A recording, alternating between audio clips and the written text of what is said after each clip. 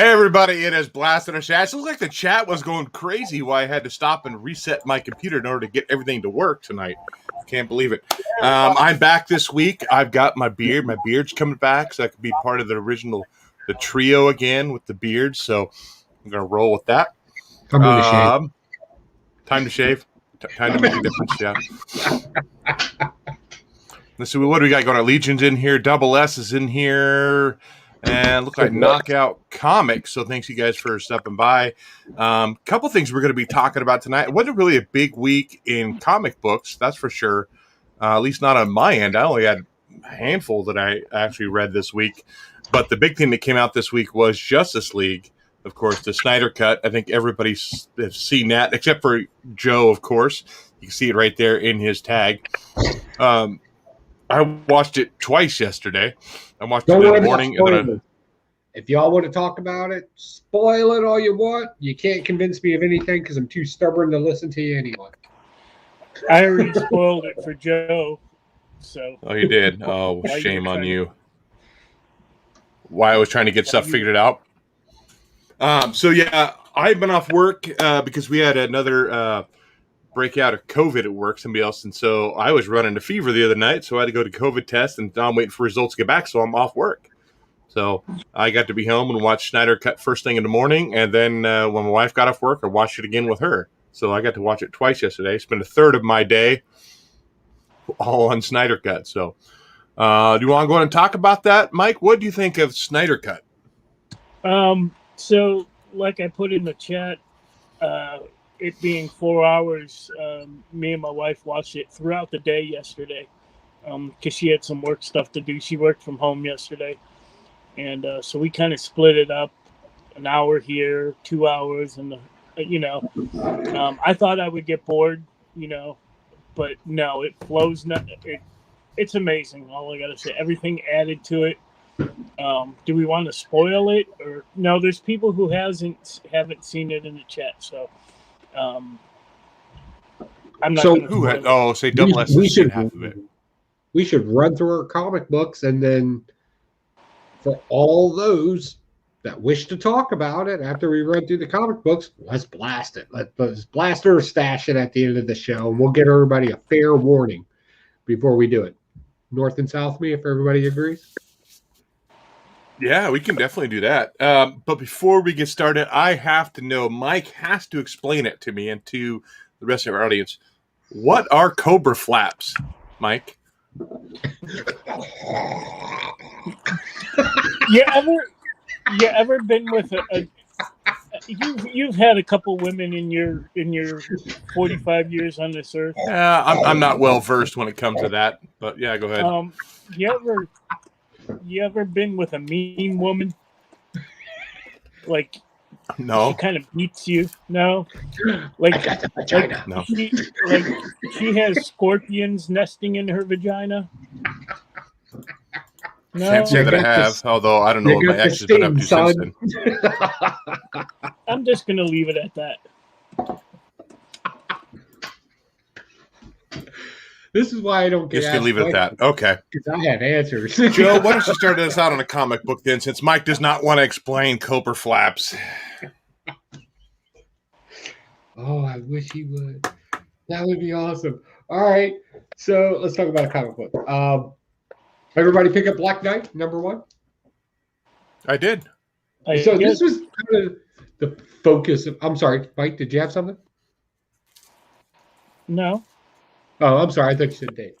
So this was kind of the focus of my title, which I had to change because YouTube said douchebag is offensive in a thumbnail. So I called this the loneliest douchebag this week. So this is interesting, and I like this. I truly like this Black Knight character because he's playing a role, and it's very obvious that he's playing a role. Like, he's using Shakespearean English to explain his narrative and everything, and he's doing it because he thinks he has to. And then we also learn the reason why he has the ebony blade is because not because he's a noble, valiant person, because his bloodline, they're all douchebags at the end of the day. there's something bad in them that makes them envious, jealousy, things like this, right? Things that everybody has in them. And that's why the Ebony Blade's drawn to him and his family, because they have this thing in it.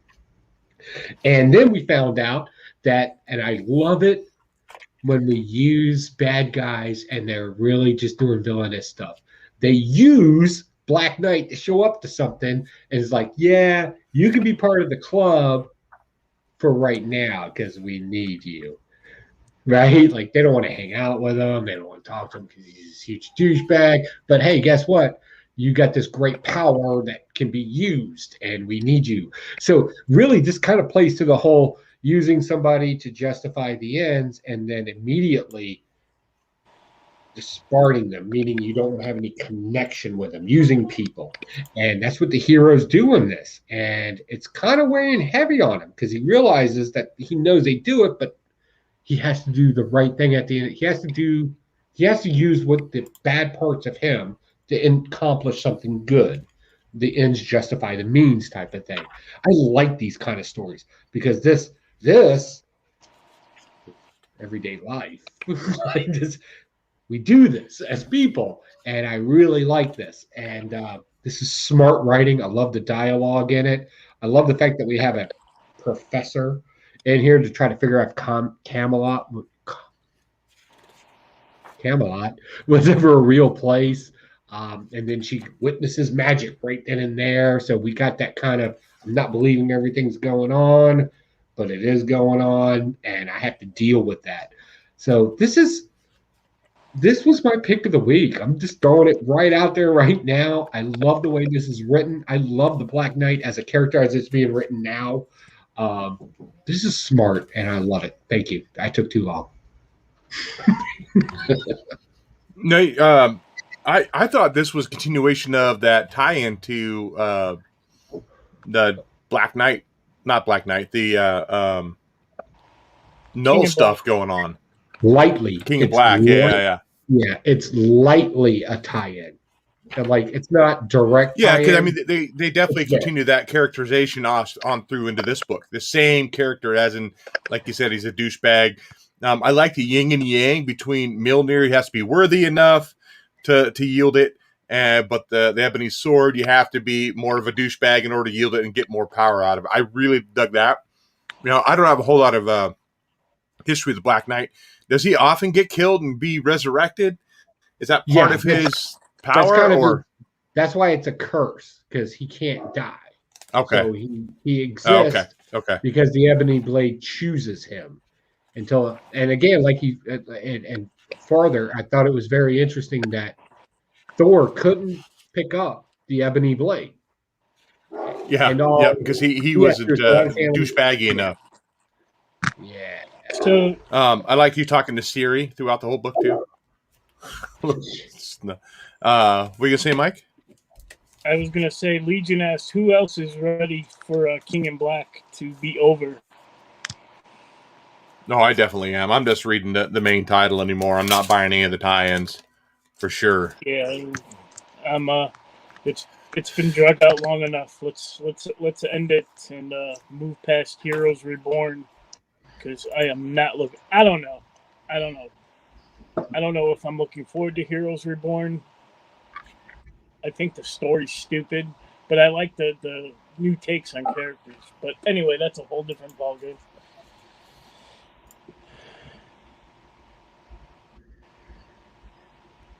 So real quick in the chat, while we have dead air, Jackie O shows up. It's always good to have Jackie on the room, one of our longtime supporters. Double S says, yes, Mike Huey, new animal fetish of Cobra Flaps. Get some Cobra Flaps. Who else beyond ready of KIB, King in Black, to be over? I don't know if I want it to be. I don't know. I don't know. I know you guys are ready for it to be over, and I understand it because it's mostly tie-ins right now. But some of the tie-ins are kind of interesting, and we'll bring up another one as we talk about comic books. Not watch Justice League.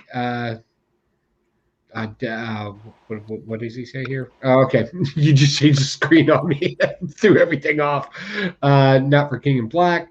They dragged, but I get it. King and Black has been dragging on.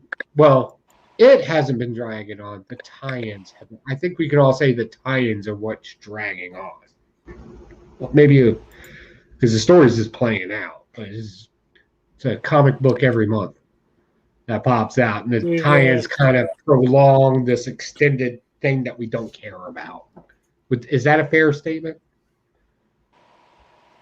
I think so. Hey, Mike, go ahead and I'm going to step out just for a second. My cameras are off. I'm going to hook up. My Wi-Fi is not working very well tonight. I'm going to try hardwiring in, so give me a minute. Go ahead, Mike. What am I doing? Talking about a book? You're starting the next comic. Okay. Hey, just because your camera's off doesn't mean you need to yell at us. All right. Let's talk about Radiant Black #2. Yep, there we go. Love the first issue. Love this issue. This starts off right after the first one, where Nathan goes back home. It's very early morning. His dad's getting up to go for a walk, and they have a real heart-to-heart about his future. The cops from last issue, Bruce Zayas is in the house. He said, "What's up, players?" The cops from last issue show up at his door and question him on what they saw. Kind of give him the hint to use his newfound powers for the community, for the greater good. He also learns he gets a job as a Uber driver, and he learns about the other guy, the Radiant Red guy. What are you doing there? What are you drinking, buddy? Tonight, I'm drinking one of our favorite beers, buddy. You remember this one? Yeah, I have a can of it sitting right there, up there, that you left on the windowsill. Yes. He learns of the other guy with similar powers. We'll call him Radiant Red. Long story short, Radiant Black fights Radiant Red, gets the money Red stole, and he has a pivotal moment. Should he keep the money or should he give it back? And I'm just going to leave it as there. Definite stash, Radiant Black. I'm loving it. So. Next. I did not read Radiant Black, unfortunately, because I missed issue 1. I saw issue 2. I did not pick it up. But while Huey's figuring out his technical issues, he needs to move to Virginia where the internet's slightly better. Now I'm hardwired in now, so should be. I bet you are. Should be good now. I bet you are, but all my stuff's on Wi-Fi.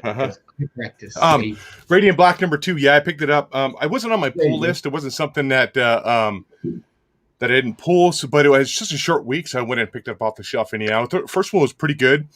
This one actually gave me a lot more of the story, a lot more depth to the character. Like Mike said, he has financial issues.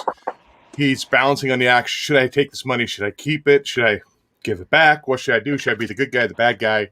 And so definitely a good book. The only thing I don't like about Radiant Black is how he's embracing his powers so quickly. Like, you know what I mean? Like, oh, I could fucking manipulate gravity or whatever he does, and he's okay with that. I mean, it's annoying, I right? Weirded out, you know, but it is what it is. Bruce Zayas is in here as well. He is saying that Rose City Comic Con is on this year.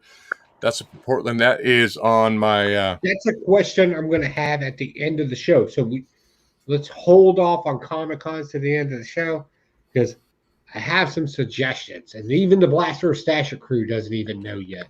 So I'm going to hold off on the Comic Cons because if the season starts off, we should do Comic Cons because we're a comic book show. So we'll talk about that. Shut up, Joe. I feel like I just got bumped out of management. Now I'm just a worker. Mike just wants to go to Baltimore to do cocaine and hookers again. Is that what it is? Christ, he loses his mind there. Why don't you give us a book, Joe? No, it's your turn. No, I just talked about Radiant Black. Yeah, no, I interrupted you when I got back that was on. his book.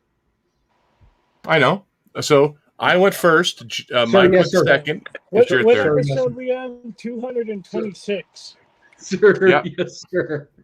We'll get it figured out by 3:35, I think. You guys could All go right, we're watch gonna the talk about- Snyder Cut by the time it takes us to figure this out. I'm going to talk about Amazing Spider-Man.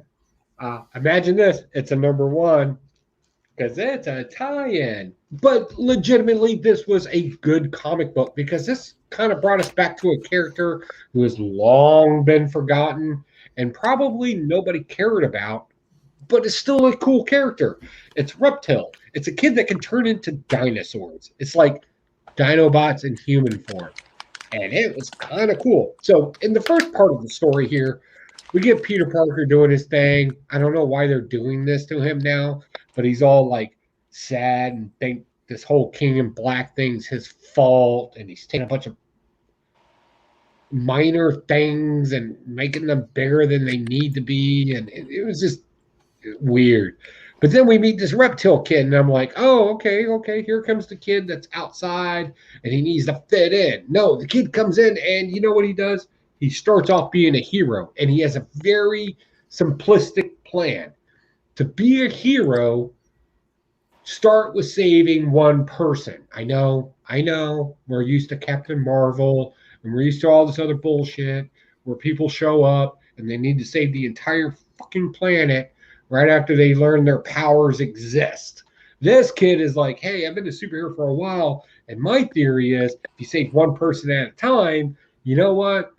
You're on the road to being a hero, meaning he's still learning. And I really like that, especially with a young superhero getting involved. It makes sense, and I really enjoyed this.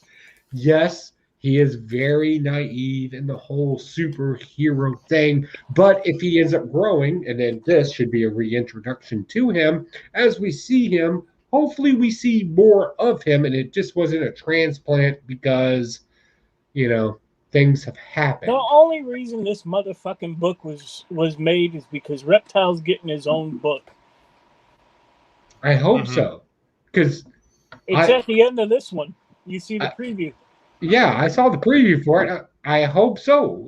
I like this character. I like the fact that Jeremy's in here.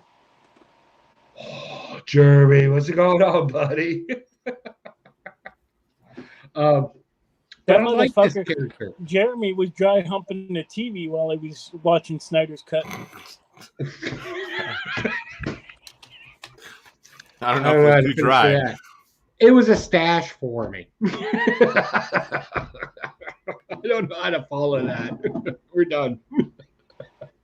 What about you, Mike? You were holding up that ASM. What do you think of it? You gotta love that Rob Liefeld cover, huh? Rob Liefeld? I thought this book fucking sucked. Would someone please write a good Spider-Man fucking story? Who cares that about I'll agree with. What? That I will agree with. The whole Spider-Man aspect in here was garbage. But I did like this character. So this whole King in Black thing is going on, and what does Reptile and fucking Spider-Man have to do? Carry an old woman around. Really? Come on now. Fuck this book. Fuck Marvel. Fuck this goddamn shit. Hey, Mike. You need a Snickers there, buddy? Somebody's angry. Well, upset tonight. No, I like it. I'm saying I'll starve you. Okay, let's talk about this. Now they have Batman black and white. They have Wolverine red and black. They have Carnage red and black. I think it's coming out. There's Superman red and blue. So it's just the same thing. It's just they only use red, blue, and white. Yes, Mike, go ahead. They are also having Wonder Woman gold. Gold and are they silver. really? Yeah. Oh, that's going to be annoying to read. And just like that, I think you have to be a big fan in order to really enjoy this. So there's a 3-story, just like the Batman Black and White, 3 stories, 3 different artists, 3 different writers. One of the stories, for example, is this monster alien comes and steals all of the color from the world because colors are tied to emotions and all that crap, and he steals it. And, you know, or Superman explains to him it's tied to emotions, and they need the color back in this world.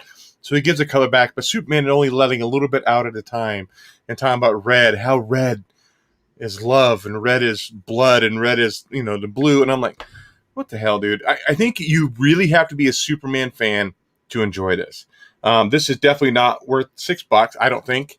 It's a square bound. I mean, that's kind of cool. It's got a lot of pages, not a whole lot of ads, I don't think, in it. But overall, it's not my cup of tea at all. So I think, yeah, Superman fan, you'll love it maybe, but not for me, not my cup of tea. Apparently, Mike didn't read this because he left. But Joe, what did you think of it? Was it worth it? Was it? It was very Boy Scouty for sure. It was very much about, you know, where Superman talks about the emotional side and how to treat that neighbor good, where Batman's more just kicking ass. I prefer the kicking ass part, more the mushy stuff. But go ahead, Joe. I don't know why this book existed. I don't hate the book. Let me be clear on that. But I don't know why it was written. This is nothing more than a reintroduction to Superman. It's almost at this point where we're throwing out multiple stories of superheroes now because we can charge a little extra for them. Maybe. I don't know. But all this book is a reintroduction to the motivations of our, I don't want to get into philosophy just yet, but the motivations, the reasoning, right? And the logic behind Superman.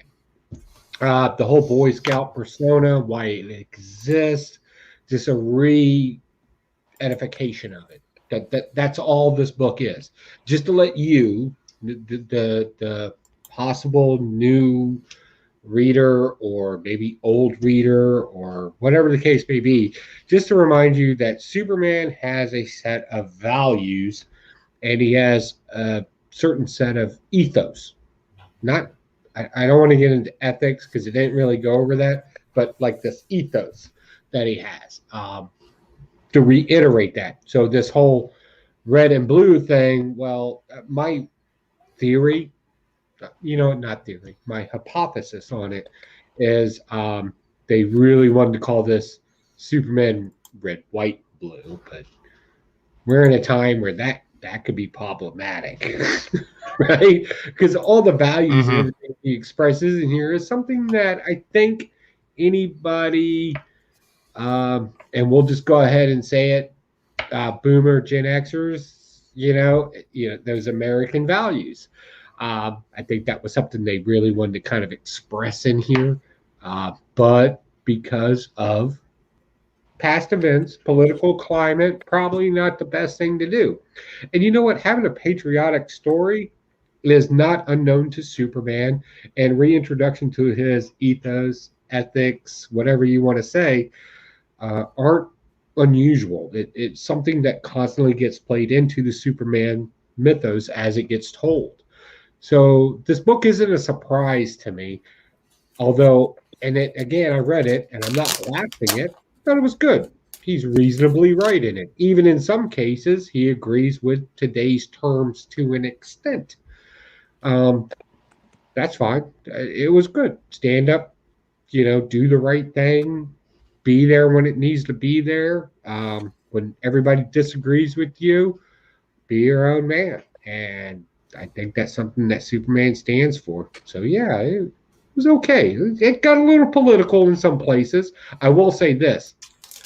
When the writer in here didn't do his research correctly, when they start talking about statistics in it, if you actually read it, where he's giving off the numbers of incarcerated peoples in prison, and then says that that's not accurate, and then he does a 53 percentage on it. He beats up his own argument in it, and he doesn't.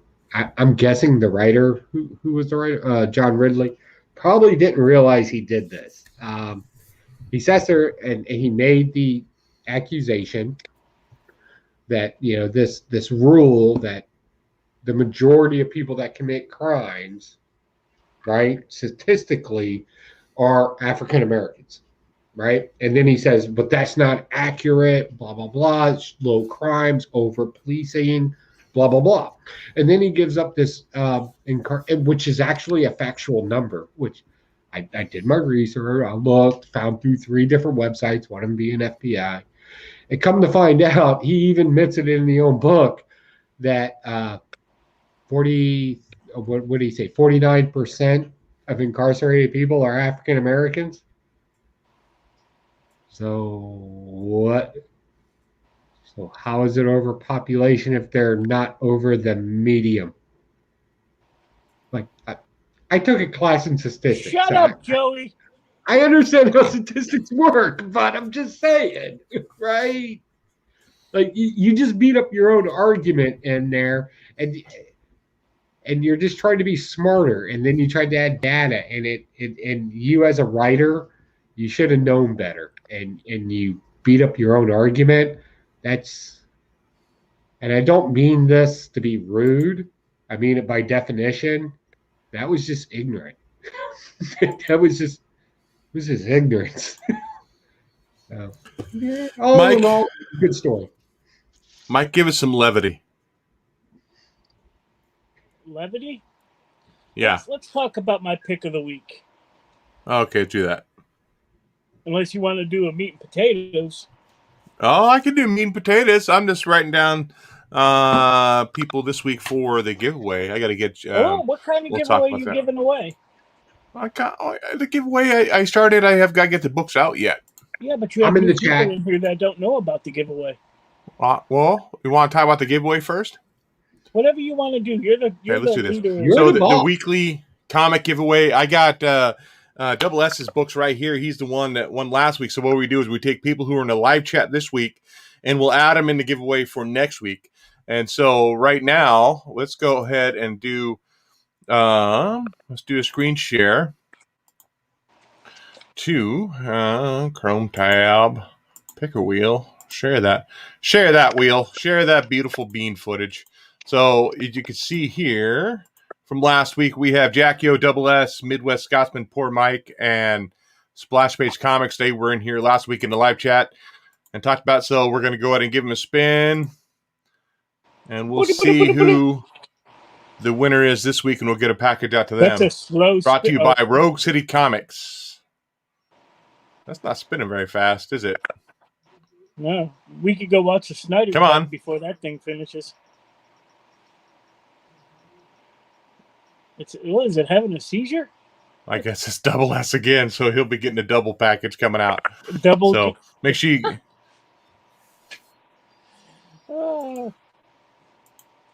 come back next week, and you're in the live chat this week, and see if you've won a book. So Double S has a double package. Where'd Joey go? But let's go ahead and jump into your segment, Mike. Let's do that. Let me get your beautiful bean footage up here. Where is it? There it is.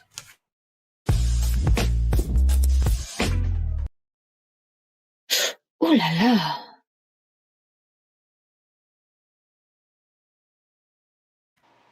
I didn't hear any audio on that. Do you hear the audio? I never hear the audio on your clips. I would. Oh, okay. So, well, I don't know. What is your meat and potato pick this week? So, I have an honorable mention here, and it's Bulleteer #1 from January 2006. Right there. This character is for everybody. We got the voluptuous lower half, some meat and potatoes going on right there, and then we got this penis-shaped head for you, Dave. So thank you, Mike. I appreciate that. So this is Bulleteer #1, but that's not my pick of the week. My pick of the week is actually by Jay Ferguson. You could go look him up on Facebook, or go to jfergusonart.com. He does a lot of his work in airbrush, which I assumed he did this one in. This is limited to 500 copies, and this is a copy of Steak #1. And she's already got the gravy for her meat and potatoes running all down her chest. Is that actual art, or is that a photo?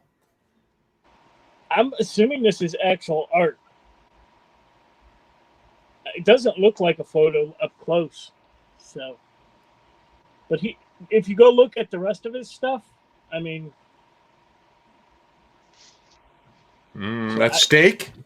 Steak #1. And that's Stake, right? Yes, not. No, we're talking about the steak that goes through your heart. Okay, well, I've got a meat potatoes this week too, and it is. I actually ordered it a while ago, and it came in damaged, so I got it this week. And it's Vampir's Carmella #1. I got that little nice meat and potatoes. It's a magazine size, black and white homage to the 70s. I mean, she may have been out in the 70s too. I don't know. But yeah, they got that one this week. And I got this through Comics Elite. Oh, okay. So, they have a lot of cool stuff. I got another one today. I'll save for next week. So. Oh, there we go. And then Grant Morris never misses. I don't even know what that is. Read all his All-Star Week last week. So good. Yeah. That's for you, Mike. Yep. Okay. Let's talk about. Let's talk about this one. And I picked this up. I didn't read the solicit on it apparently. And if I would have, I probably wouldn't have picked it up. I'm just a huge Captain America fan too, so that's why I got it. And this is the anniversary tribute to 80 years to Captain America. And all this is a reprint and a reimagining of Captain America #1, as well as Avengers #4. And I'm reading through it, I'm like, man, this seems oddly familiar. And I'm like, oh, wait a minute. Okay. And it was almost panel for panel. I wouldn't look at the digital version of Captain America #1. Of course, redesigned a little bit. Maybe the pose is a little bit different, but all the words are still the same thing.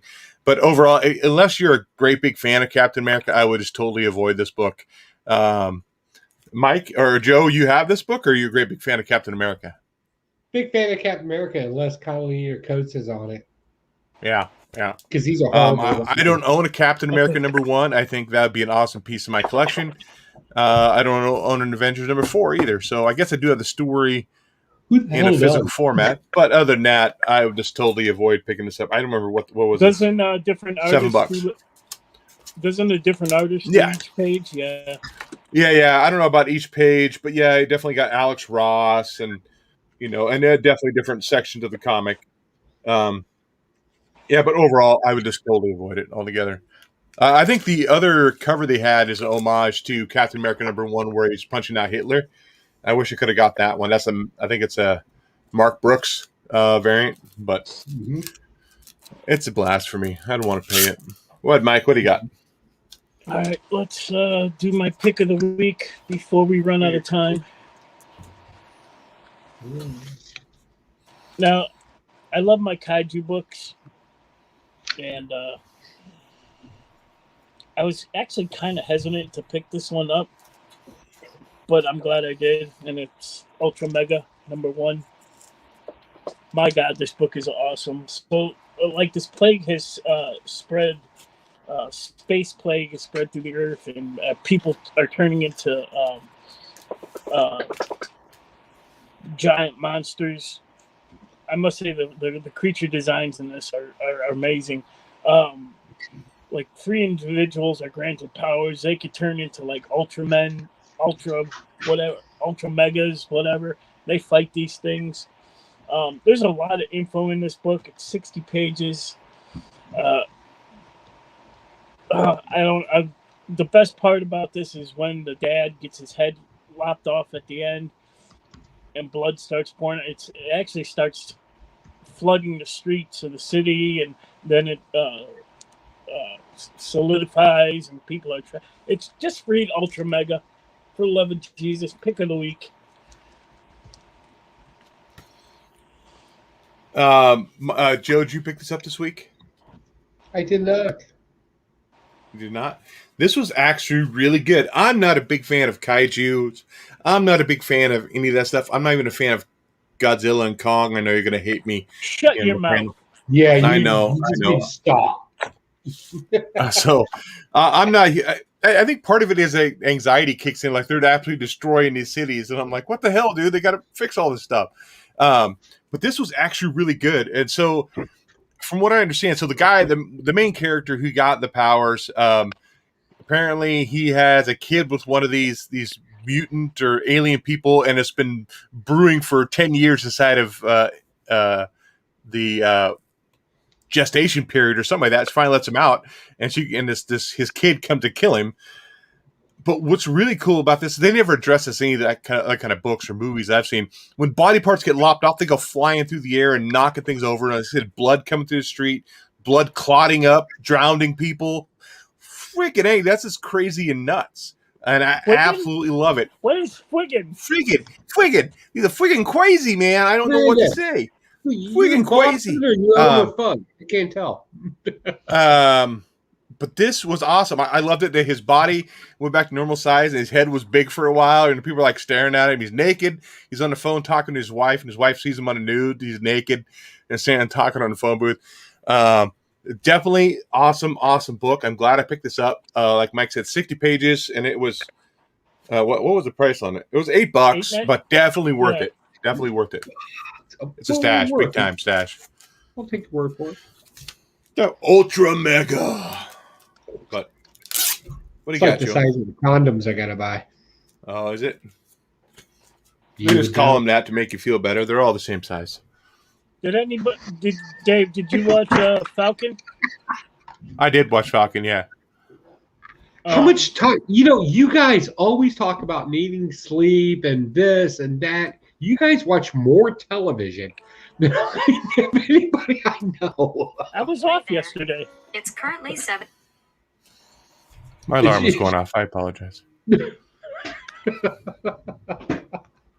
was only like 40 minutes. I've been off though. Like I said, the past 2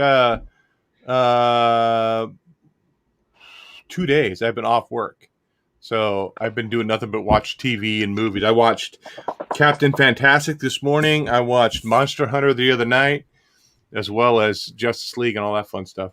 Go ahead, Joe. All right, so I want to talk about a book because you mentioned body parts flying off and all that. Okay. I want to talk about something interesting that came out, and I think it's a little under the radar. And I think we know the artist from this one. So first, I have to ask, has anybody ever watched that cartoon that came out late at night? You guys obviously watch a lot of television. Has anybody ever seen that cartoon, Super Jail? I think that's the name of it. No, I never have. Does it make sense? Does that sound like something like I can't remember if it was on Comedy Central or Cartoon Network. It vaguely came out late at night. It had a very unusual art style to it. I swear to God, whoever the artist was for that is the one that drew. I remember it being called Super Jail. And I swear the artist is in here. It's the same type of artwork. Adult Swim, that's it. Yes, Legion of Comics is on board with it. Yes. Whatever channel Adult Swim was on, I can't remember. Cartoon Network. Something I would catch late at night. I think the artist is the same guy on this. I don't know. Fact check me if you want. But this Orphan and the Five Beasts comes out. It's a comic book, as you can tell. Basically, we get a revenge story in here, but it's done in this whimsical style that makes it, I think it's the most unique thing that came out this week. They carry that artwork into here, and we kind of have a Japanese, Chinese, whatever you want to call it. It's Asian. They don't specify. Yes. More like the beginning of the show with the eyes and everything getting animated. It was ridiculous.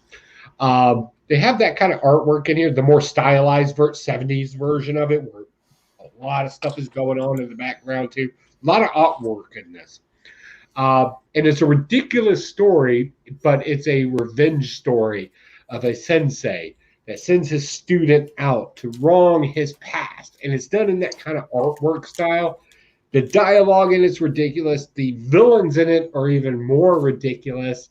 But it's so fun because the blood and the gore and everything that comes out in it. This is just a straight fun read. And it is definitely a stash for me. And again, I don't tell my comic book shop what I want. I just pick up what's on the shelves. I hope this doesn't fall away of the other great things I've missed out on. I hope he picks up more of this. I would read this not because I'm trying to pick out, and this is escapism in its best.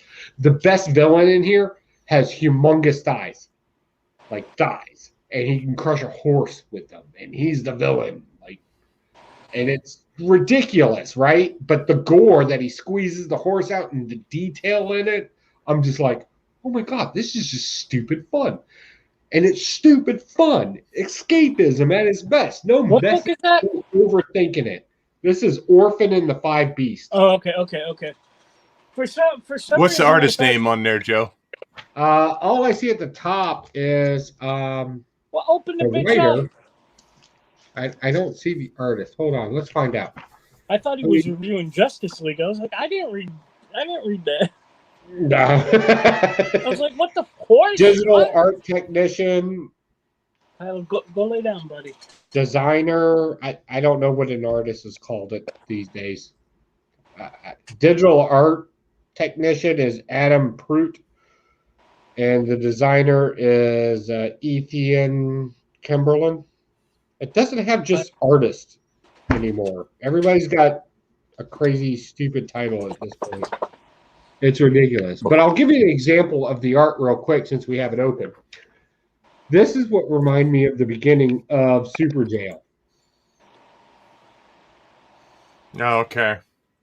Kind of an anime, a little bit. It's that cross between anime and that 1970s over stylized art with a lot of going on in the background. And then it's still whimsical to some degree. I thought that was interesting.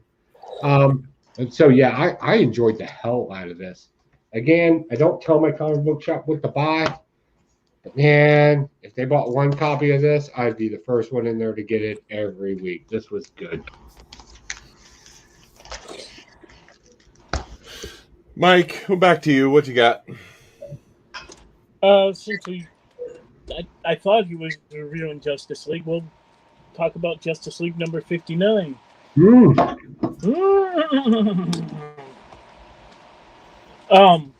So basically, new character in here, Brutus, because we can't come up with any other creative fucking names. Is he the Beefcake Barber?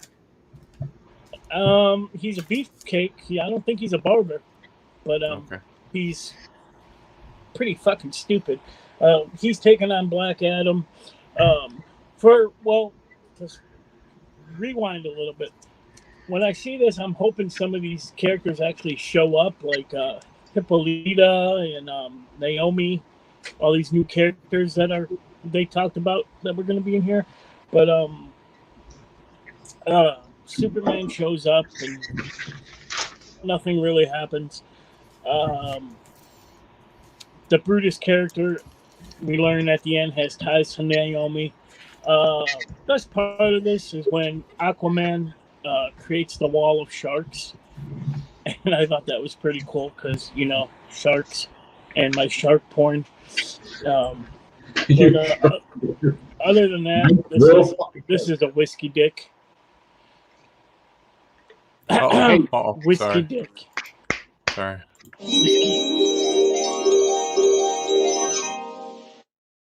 Up at the end there. So I think I'll pick up next one, see where it goes, and if I don't like it, I'll drop Justice League. What about you, Joe? Justice League? So Justice League, I read this. I don't really care about the first story. It's a Bendis story. It's a the Justice League Dark stuff. Go ahead. Do you want to break it down? Nope. No, okay. So the first story was your basic comic book story. I did like the fact they tied in Naomi because I really like that character, and I hope they do something with that. However, that Ram D second story, and whoever that artist is, good on you. Oh my God, that should have been a comic book by itself. That is not something you should have just thrown in the back end of a basic story. So you'll remember vaguely in Future State where we had Merlin, like all of a sudden shows up and does a bunch of things. We're getting that basis of that story kind of broken down to us. Some interesting terms that came up in it. And again, I don't mean this to be insulting in any way, but I do want to clarify that it is a Arthenian story. And we've talked about this when we were dealing with Once and Future and several other comic books that kind of deal with Arthenian lore. The problem with Arthenian lore is sometimes they throw out terms that the average comic book reader may not know, right? Unless you're steeped in Arthenian stories. If you're not, some terms that were thrown up was Calibus. Calibus means Excalibur. It's the same thing. Also, Robus is the lady in the lake. It's the same thing. Yes, keep that book up. As you go through, two other names kind of pop up in here that are kind of popular in cultural lore. One is Ananok, which is the city. So the thing about Ananok is when they mention this person as a philosopher, blah, blah, blah, he was the founder of the first Galilean church that coined the phrase Christian, which was meant to be a slang term meaning little Christ. It's actually it's actually outside of Turkey. It's literally for any Christian out there, it is your home. It is your pilgrimage. It Your is Mecca? your thing. That's where the whole construct of dogma behind Christianity began. Right? As you move on, two individuals come into play here. However, it's not their first. Also, you should always cite your sources.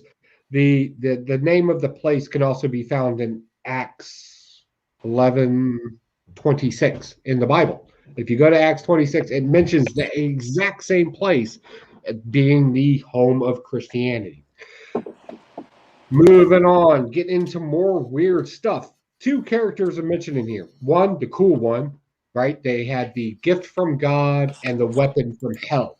And that's what ultimately brought back our demon character, right? Mr. Blood. So Beneficus is known in biblical stories as being one of the demons that King Solomon summoned. His whole thing is science. Like he's the brain, right? Big brain guy. However, it was funny because the angel that was brought for us, Oathel, that's an archangel, and that's the wild one, meaning the angel or the guardian angel of the wilderness. So it was kind of a play on terms here because you would think that the demon would be the wild one and the angel would be the scientific one. Again, they kind of flipped the story on this. And who did we bring back? Mikey, tell everybody who they brought back. Alyssa Milano? Oh, no, she's going to burn in hell.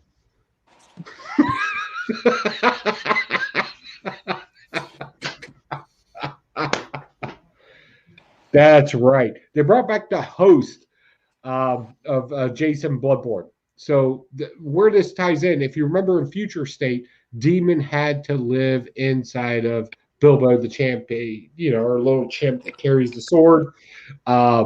So I think we're going to get the story of why that happened. I hope so, because that was super cool. The whole Justice League Dark thing kind of separated right after the witching hour, and it kind of got weird and stupid. And now we got a legitimate story where we're bringing heaven and hell together. And we're bringing Merlin, an Arthenian story, which ties in very tightly. I'm super excited about it. If that Justice League story was on its own, it would be my pick, and it may make it to the Stashies because it was awesome. I absolutely enjoyed it. Well, since you're on a roll here, let's go ahead and do it.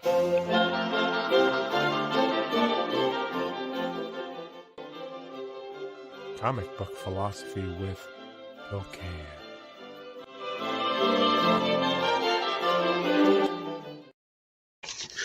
All right, guys, we're going to take the notes and we're going to throw them aside tonight. And tonight we're going to ask a very philosophical question because, believe it or not, in order to get a degree in philosophy, you know where that takes you in life? It takes you teaching philosophy. However, everybody out there can be a philosopher if you have beliefs towards something. So tonight we're going to ask an ethical versus moral question. And you get to take this test to find out what type of philosophy or morals that you have. You don't have to share them in the room. You don't have to do anything other than contemplate and consider. We're keeping it easy tonight. So let's pretend for a second that you have the Infinity Gauntlet. Just saying you have it. You can snap them fingers anytime you want. Now, do it now. The question ultimately becomes, if Thanos snapped them, why didn't he just make more resources for everybody? The question is, the assumption would be, do you understand what it takes to continue life? In other words, you breathe oxygen. Does that mean someplace else doesn't breathe oxygen? Does the Infinity Gauntlet of MacGuffin understand the difference between those two items, or was it just something that only related to what the understanding of the wielder, meaning Thanos in this case, understood?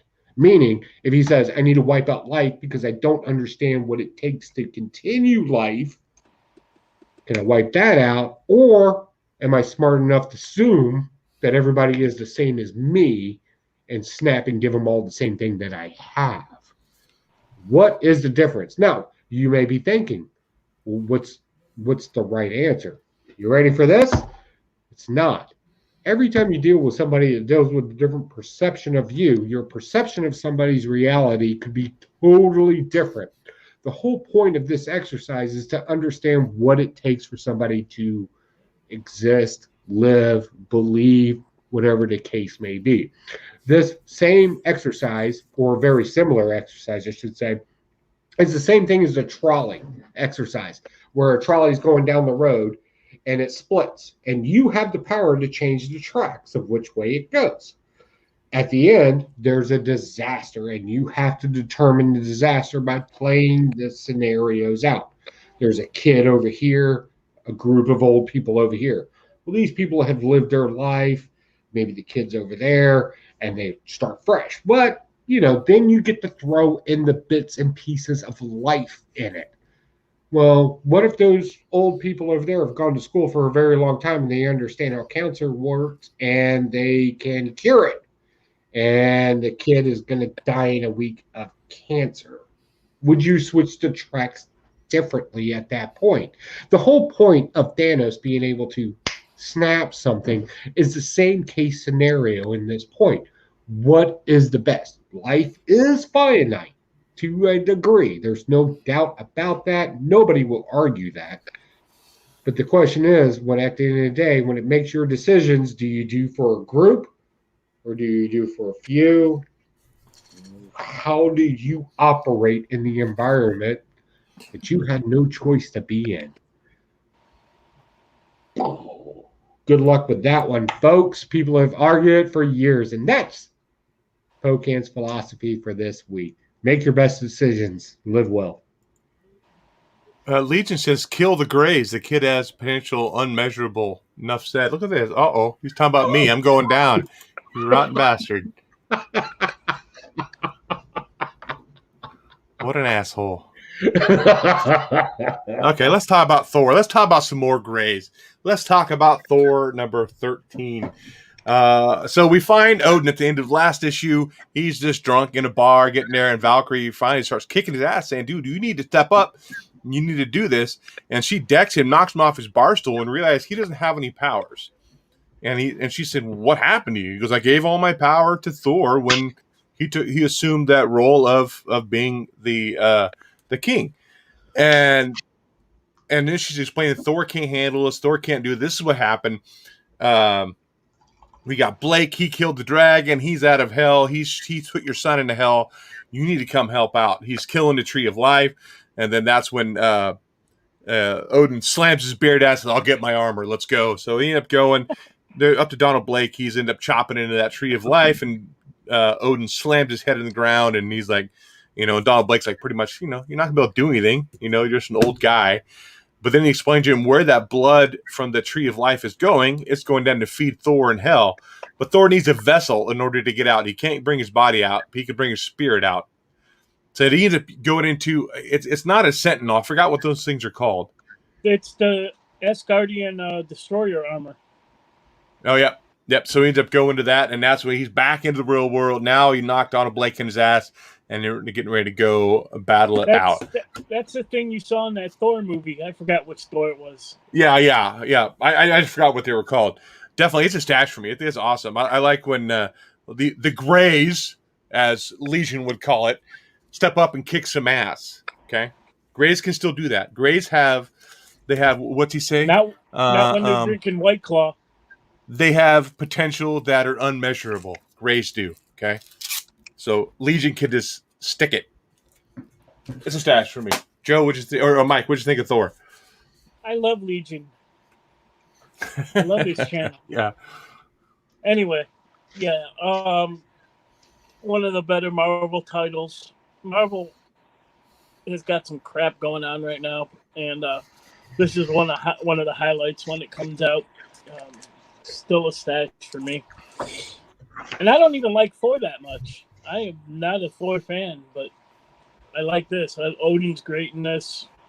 And yeah, at the last panel, Thor's in the destroyer armor. So he's ready to fuck shit up.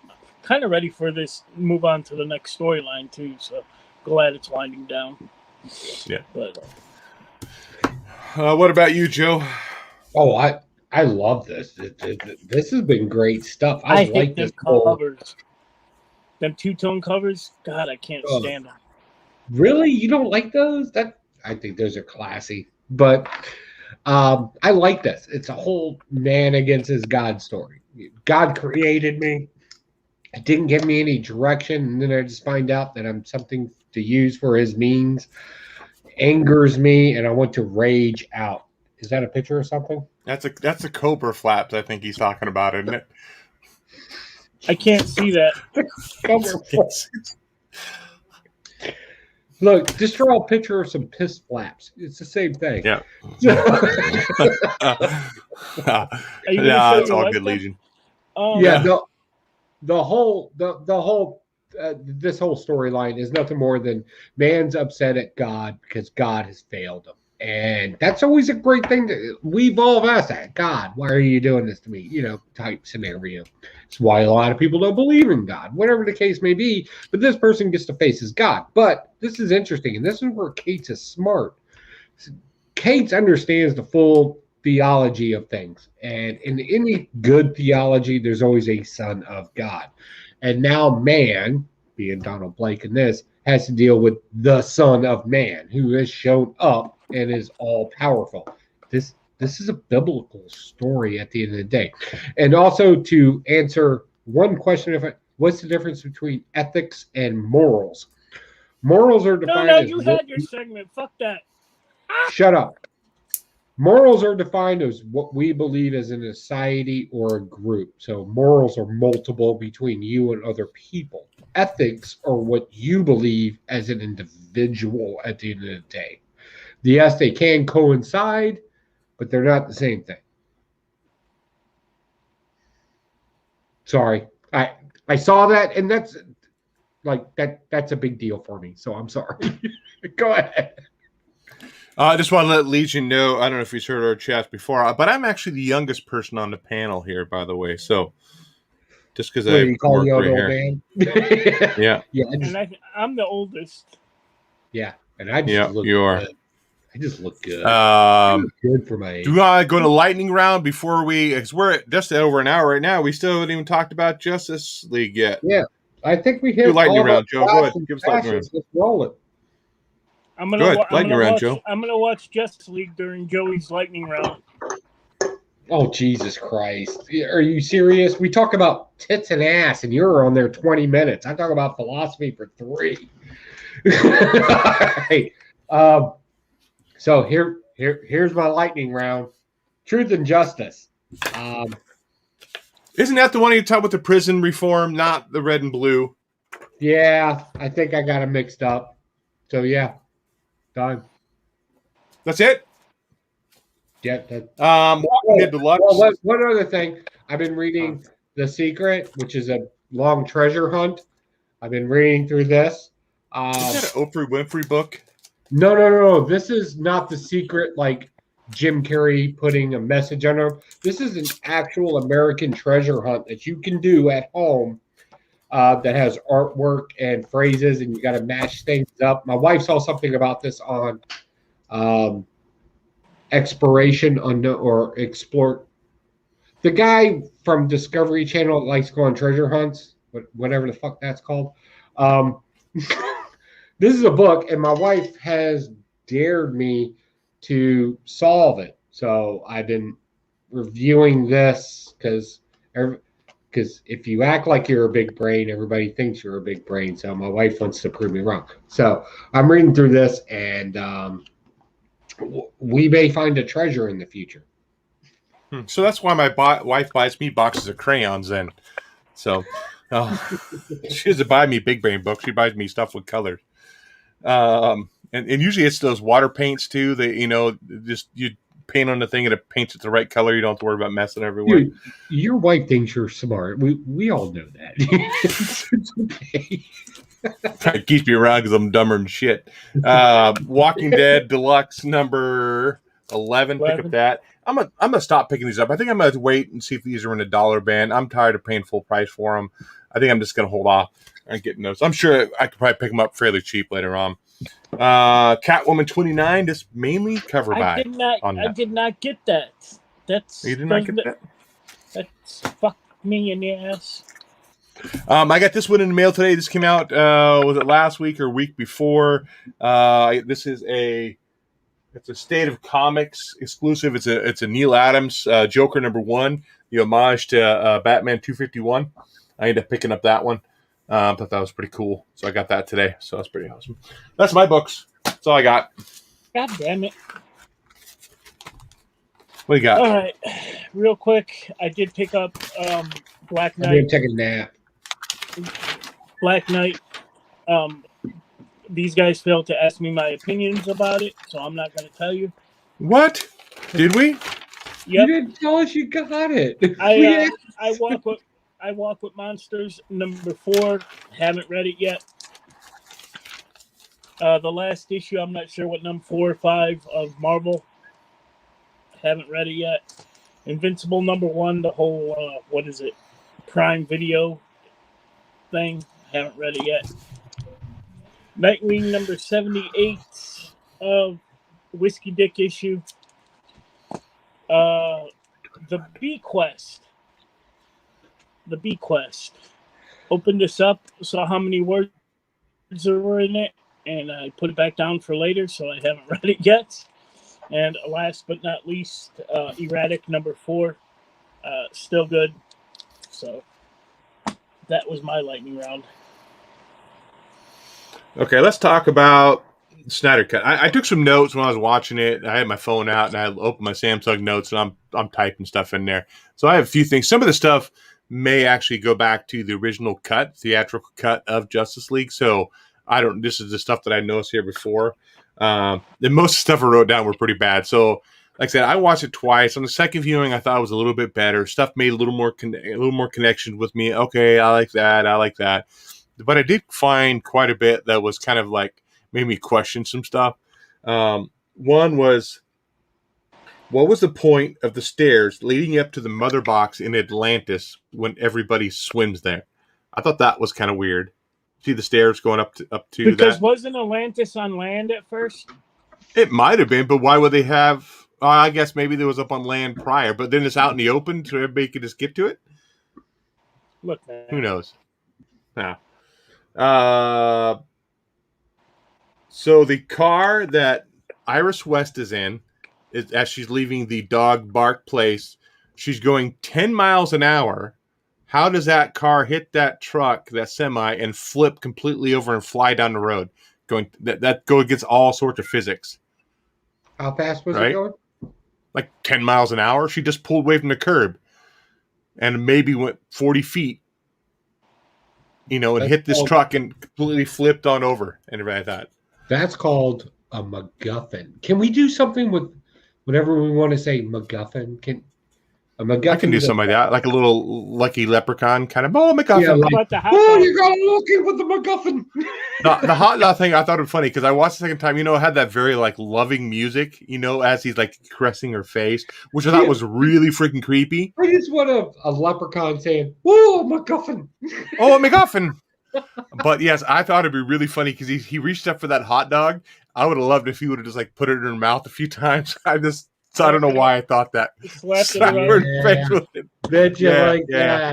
that. That dog to the face. The other creepy moment was after Aquaman goes in the water, that one girl walks over and picks up his sweater and starts smelling it. I thought that was kind of weird. Yeah, that was weird. They're all singing praises to him, and then she's smelling his sweater. The Steppenwolf dong armor. You see that?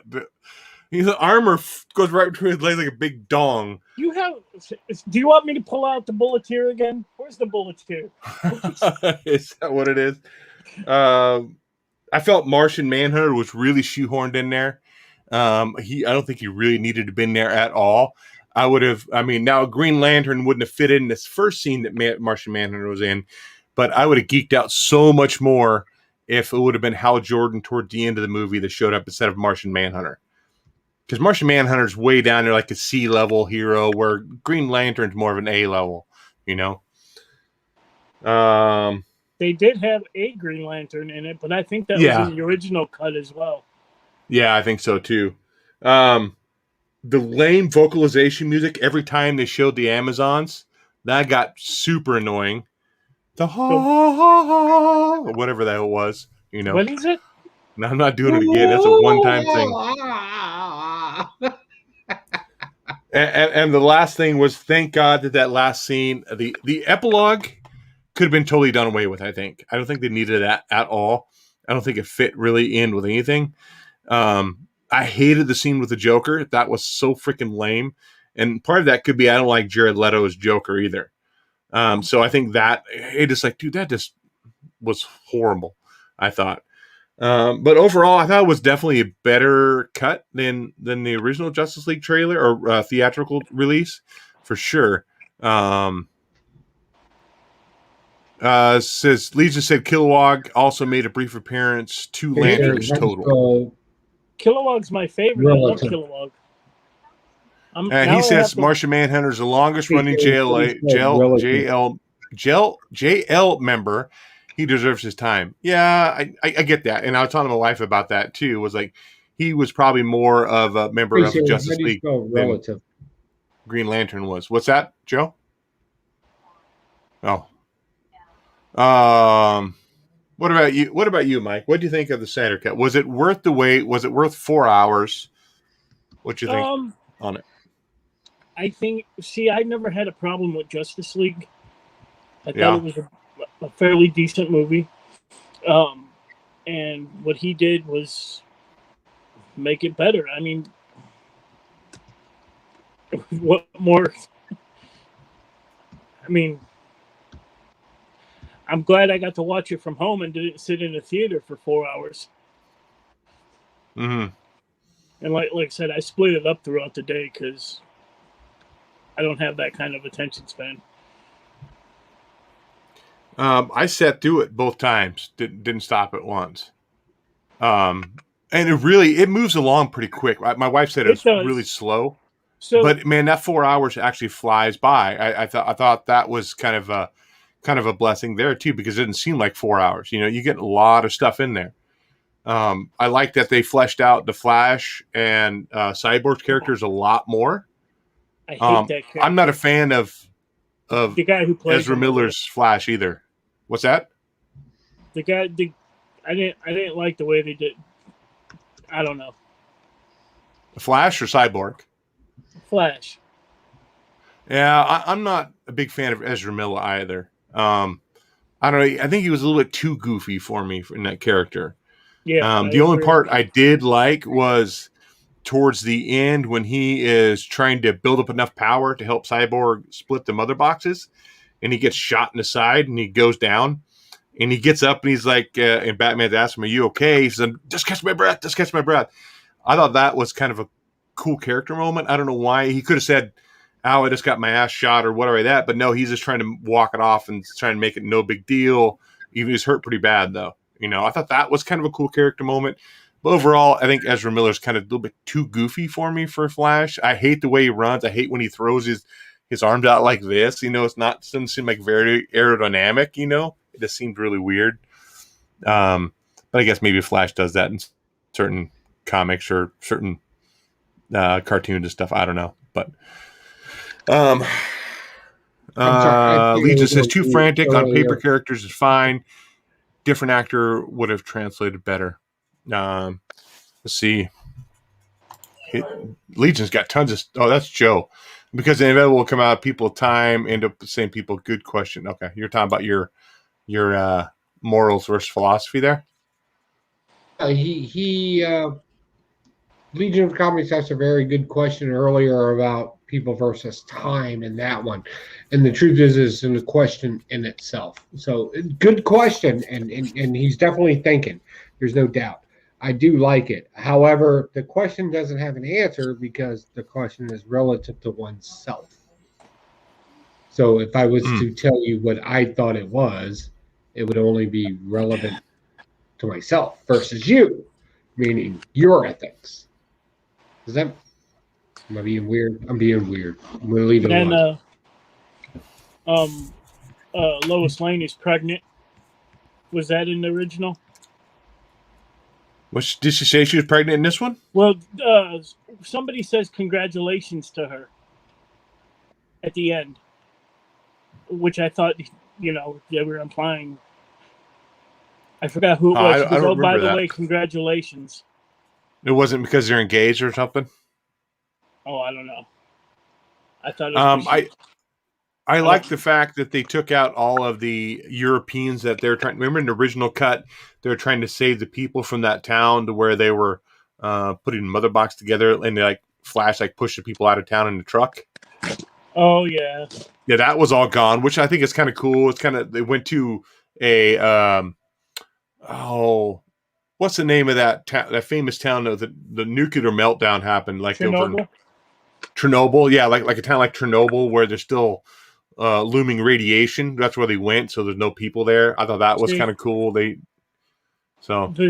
guru Legion said yes, she is pregnant. That's right. I remember I was asking my wife, so why is there a pregnancy test in her nightstand? That was kind of weird. So I asked my wife, do all women keep one there? And she said no, but she says right next to the extra small condoms. You're hearing that shit. It'd be really cool if they continue on with some Jonathan Kent stuff. Yeah. I just felt that all the epilogue stuff was a build up to stuff that's not going to happen. You know what I mean? Because Snyder said he's not going to be doing any more DC stuff. So I just felt like it was like a waste of time to even go over it. But that's just me. Overall, it was good, though. Am I going to watch it again? I don't know if I ever watch it again. That's 4 hours, so who knows? What about Falcon Winter Soldier? Anybody watch that? Yep. Joe, you didn't watch that either? What is wrong with you, man? Working? Masturbating. Oh, is that what it is? He did say never say never. Okay. Go ahead. Falcon and Winter Soldier, it's starting out just like Wanda. It's going to be a slow burn. First 15 minutes, nothing but action, good stuff. Then it slows down. We'll see how it goes. I mean, I can't really say if it's going to be good or not. I mean, Jeremy's back, and here we knew he'd come back. He heard Justice League, and his ears started tingling. He heard Snyder Cut, and his other ears started tingling. So he knew what we were doing. So he's back in here. If I'm not mistaken, the test is in her hand when they're moving back to the Kent farm. He'll be back. I'm willing to bet. That's what he's talking about Snyder on that. Yeah, Falcon and Winter Soldier. I do like the callback. They had the Leaper in there, the Captain America villain from Captain America. Yeah. He's in he there. was in there. Yeah, he was the leader of that group. I think that he was trying to capture. Okay, He's one that kidnapped that guy. So with the powers. Yeah. Was he had powers? I don't remember if he had powers or not. I don't think he had. Yeah, powers. it was a lot of it was slow. A lot of it was talking about Winter Soldier making amends to all the people he'd wronged over the years and stuff like that. You find that connection with that old guy he's hanging out with, why he's hanging out with him, and then the Falcons tried to save his family business, shrimping business. Apparently, he's with Bubba Gump Shrimp Company. And they're trying to save their business, trying to get a bank loan. And they talk a little bit about racism, I think a little bit there. You know, how no bank's going to give them a loan because who they are. I thought, okay, we're trying to send a message here. Let's not do that. Let's just, you know. I'm confused. Who were they? Were they people with a bad credit score? Well, because Falcon did not have a steady income. Like, he gets government contracts. He'd also been blipped for, so many years, but he didn't have a whole lot of history. I will sign a loan for anybody in government contracting at Avenger level. I'm just saying, I work for the Small Business Administration. I will sign a contract and a loan for that any day of the week. So I'm confused. Why couldn't he get a loan? They said he didn't have enough stable credit, stable history. They were trying to hint at his race. Yeah, so that's what his sister was saying. His sister was saying because so they're racist. They're not getting a loan because of their race. Yeah. That's what he's talking about. I hope it don't go. Does that exist? Fair enough. Yeah. But overall, I'm going to watch it all the way through. I mean, some of the other trailer stuff I've seen for it seem like it's going to be a pretty fun thing. See here. Now you're moving. Okay, so Lee's just talking to Joe with their little side comments with the philosophy. Bucky's broke ass is fine and can afford therapy. What? Yeah, so Bucky's in therapy. So, I mean, overall, I'm going to finish. I think it's only like 6 episodes long or something like that. It's pretty short. So I'll end up watching that all the way through for sure. So it's just a slow burn. Hopefully it's going to get better. Go ahead. I started watching. I was watching some YouTube channel, and they highly recommend it. It's very dark and gory. I started watching the Chilling Adventures of Sabrina. Oh, really? That's on Netflix, right? Yeah, that's on Netflix. I'm like 6 episodes in, and it's to me, dark and gory is a lot different than what they're doing. Oh, really? Yeah, I mean, my wife said she watched though. She says it gets better. So my wife watched it too. She adores it, but she loves teen witchy type stories. That's her thing. Joe, do you want to talk about the con stuff that we had hinted at earlier in the episode? So what? Quickly, in the comic book community, if you're catching it on Rewind or in the live chat. The Rewind. We've been thinking about we're a comic book channel, and we've done comic book. Me and Spectacular Spider and Grandpa have gone to cons. All 3 of us have been to cons. So as 2021 rolls around, we're thinking, let's just be realistic.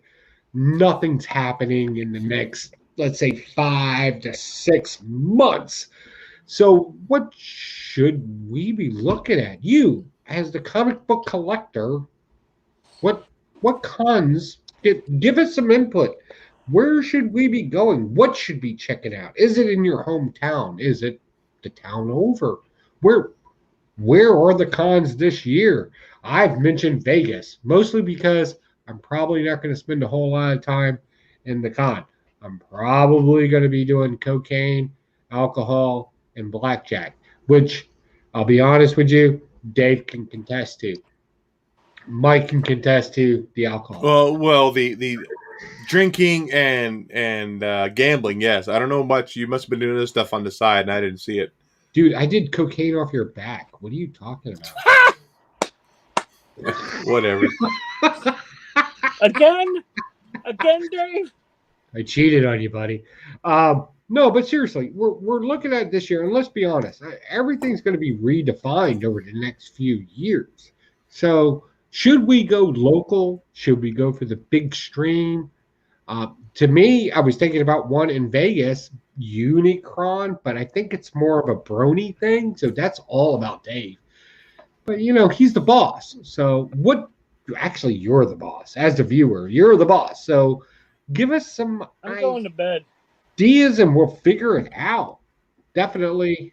We could go to Georgia, see Legion of Comics. Oh, Georgia would be cool. They have a cool comic con there in Atlanta, actually.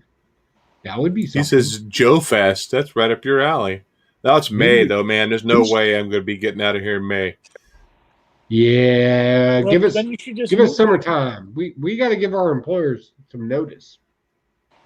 Some of our employers, like mine, they want their vacations a year at the beginning of the year. So I don't know. Yeah, but you can take sick days. You can take 4 sick days. Shh, don't tell your boss you're on the show. I got the corona. I got the AIDS.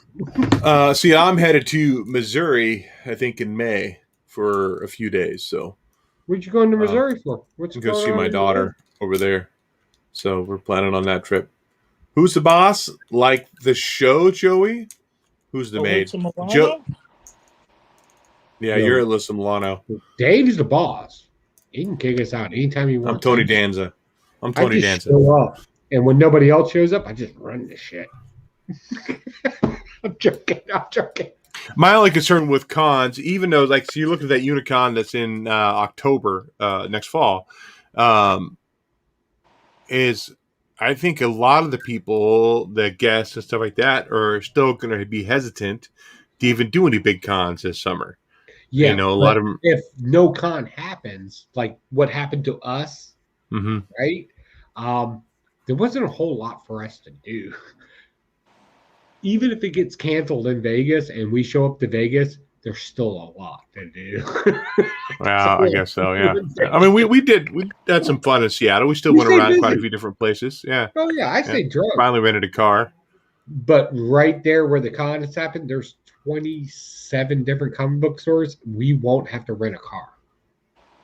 Well, if it's in Vegas, if you guys come out to Vegas, I'll just drive over there. Are you that close? Yeah, you are that close. I'm 12 hours from Vegas.